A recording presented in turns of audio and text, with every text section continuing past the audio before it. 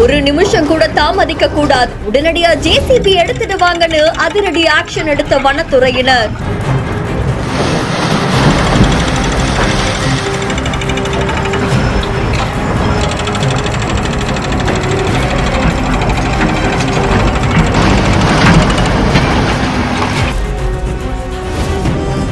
இதனாலதான் வன விலங்குகள் குடியிருப்புக்குள்ள வருதா?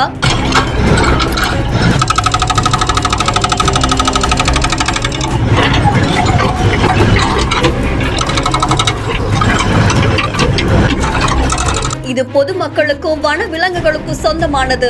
நீதிமன்றம் சொல்வது என்ன?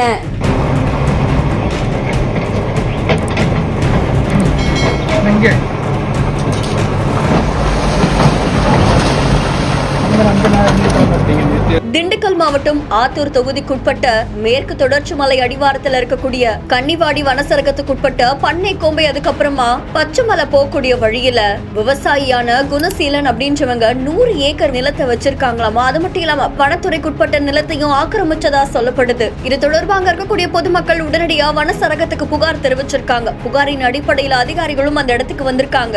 அப்போ அவருடைய நிலத்தை ஒட்டி இருக்கக்கூடிய வனப்பகுதியை ஆக்கிரமிச்சு வனப்பகுதியிலிருந்து வரக்கூடிய நீரோடைய மறிச்சு 100 மீட்டர் நீளத்துக்கும் 35 மீட்டர் உயரத்துக்கும் 2 பெரிய அணையை கட்டி வச்சதா சொல்லப்படுது. இந்த அணை கட்டினதால அங்க இருக்கக்கூடிய பொதுமக்களுக்கும் வன விலங்குகளுக்கும் தண்ணீர் கிடைக்காம ரொம்பவும் பஞ்சம் ஏற்பட்டதாகவும் கூறப்படுது. இதனால்தான் பல வன விலங்குகள் காட்டை விட்டு குடியிருப்பு பகுதிக்குள்ள வந்ததாகவும் சொல்லப்படுது. வனத்துறையினர் JCB மூலமா அணையை இடிக்க ஆரம்பிச்ச நிலையில உயர் நீதிமன்றத்துல வனத்துறையினர் சார்பில் வழக்கு தொடரப்பட்டிருக்கு. அதே சமயம் குணசீலன் தரப்புலையும் நிலம் அவருடையது அப்படின்னு சொல்லி வழக்கு தொடரப்பட்டு நடைபெற்று வரும் நிலையில உயர் நீதிமன்றம் தற்காலிகமா அணையை இடிக்கிறதுக்கு இடைக்கால தடை விதிச்சிருக்காங்க அப்படின்னு தெரிவிக்கப்பட்டிருக்கு.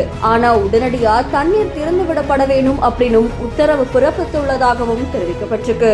இந்த தடுப்பணைகளால கன்னிவாடியில இருக்கக்கூடிய நீர்வழிப்பாதை முற்றிலுமா தடைப்பட்டதாகவும் சொல்லப்படுது. இந்த செய்தி பத்தின உங்களுடைய கருத்துக்களை கமெண்ட்ல சொல்லுங்க. மேலும் செய்திகளை உடனுக்குடன் தெரிந்து கொள்ள Behindwoods நியூஸ் வாட்ஸ்அப் சேனலுடன் இணைந்திருங்கள். இந்த வீடியோவை வழங்கியோர் கிராண்ட் ராயல் டூர்ஸ், மஞ்சு குரூப்ஸ், சிம்சலு, டாக்டர்